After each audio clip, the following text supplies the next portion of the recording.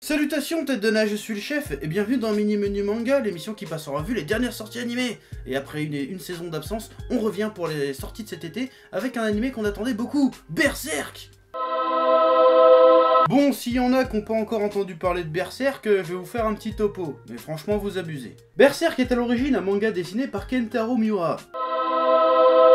Publié depuis 1989, toujours en cours aujourd'hui, qui compte 38 tomes. Le manga a connu une première adaptation en série d'animation en 1997, puis 3 longs métrages d'animation basés sur le plus célèbre arc du manga, intitulé L'Âge d'Or, sorti entre 2012 et 2013. En été 2016, c'est-à-dire maintenant, les studios Gemba et Mille Pensées sortent une nouvelle adaptation animée qui semble faire directement suite aux 3 films du Golden Age, et nous propose donc un arc quasi inédit en animé, The Black Sword Man, et c'est de ça qu'on va causer aujourd'hui. Ouais. Et là tu te demandes certainement de quoi ça parle.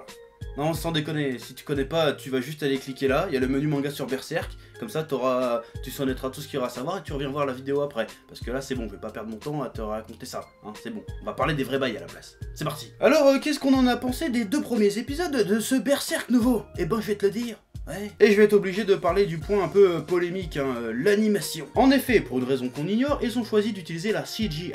Alors, est-ce une volonté de rester dans la continuité des 3 longs métrages qui mélangeaient habilement la CGI et l'animation 2D traditionnelle? Sans doute, mais la CGI dans une série d'animation, c'est pas le même budget et donc pas le même rendu. Et surtout, dans le premier épisode, il y a des scènes qui fonctionnent pas du tout. Genre la scène dans la charrette, c'était dégueu, plat, statique, inexpressif, c'était raté. Mais à côté de ça, il y avait quand même quelques scènes qui étaient pas mal badass, et la réalisation de manière générale, malgré quelques moments d'égarement, est pas dégueu. Le second épisode m'a paru bien plus propre, dynamique, fluide et esthétique que le premier, même si sur les scènes full CGI, la synchro labiale est pas ouf. Ah, il y a des moments on dirait les sentinelles de l'air, le bordel. Tu sais, les trucs avec les marionnettes là. Tu connais pas, c'est pas grave. J'aime cette volonté de retranscrire le divin style muresque en appliquant ces ombres griffées très caractéristiques du manga. Il y a des plans où ça rend vraiment très bien. Les gros plans en 2D sont très détaillés et plutôt stylés, même si sur quelques plans la transition est étrange, mais ça passe, ça donne un genre. Cette espèce d'animation bâtarde, mi-détaillée, mi-minimaliste me fait pas mal penser à ce qu'ils ont fait sur Jojo Bizarre Adventure. Et là je te parle pas de CGI, je te parle du concept, de l'idée.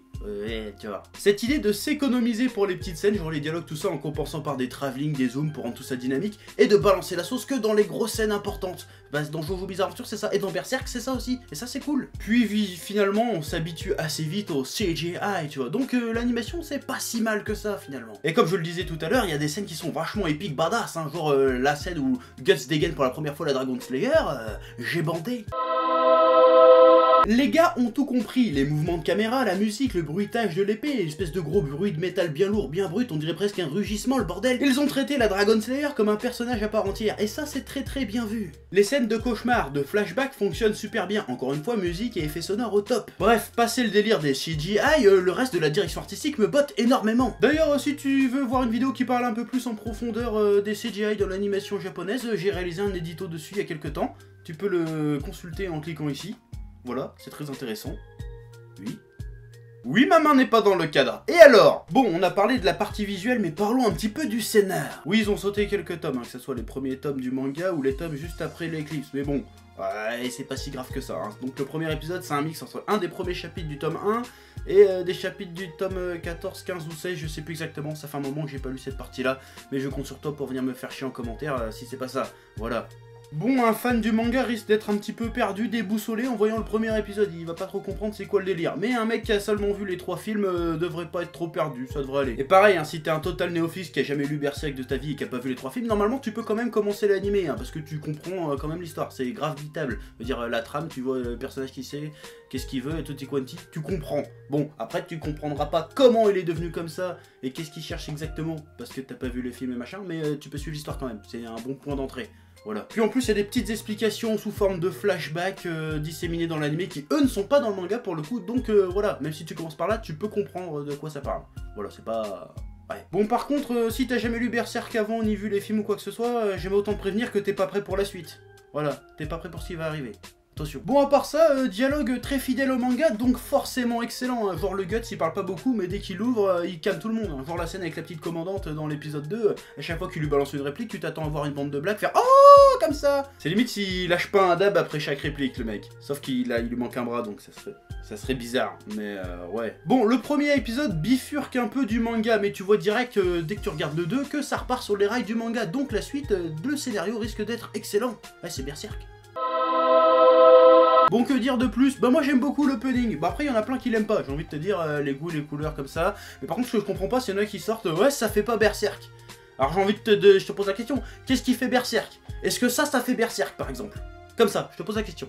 Bon, il y a aussi la censure, il y en a très peu.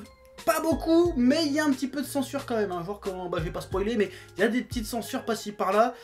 Voilà, c'est un peu gênant quand même, surtout vu l'arc adapté, et vu la suite, et vu Berserk surtout, qui est quand même un manga d'horreur à la base. Enfin, pas que horreur, mais qui est quand même une grosse partie un manga d'horreur, hein. C'est-à-dire qu'il y a du sang, il y a du gore, il y a de la violence, il y a du cul aussi. S'ils censurent ça, voilà, horreur et censure ça va pas trop ensemble de base. C'est pour ça que Tokyo Ghoul c'était un peu de la merde par exemple, même si c'est pas le même level d'horreur, mais t'as compris.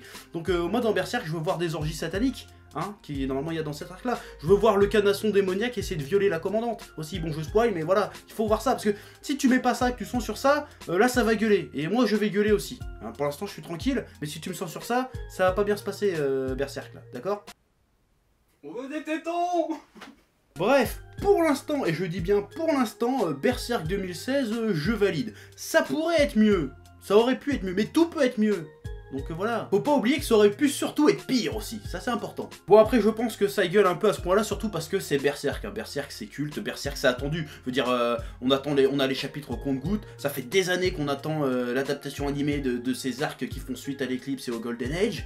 Donc voilà, c'est normal, ça suscite de l'attente, de l'excitation, de la passion, de l'engouement. Donc c'est normal que ça gueule, que ça se frite, que ça provoque le débat, que ça polémique, c'est normal. Mais ce serait dommage de se priver de voir ce que cette œuvre va pouvoir donner, cette adaptation va donner, juste parce qu'on fait un peu trop le fanboy. Voilà, je pense qu'il faut lui laisser sa chance à ce Berserk 2016. Ouais. Voilà, donc maintenant je me casse.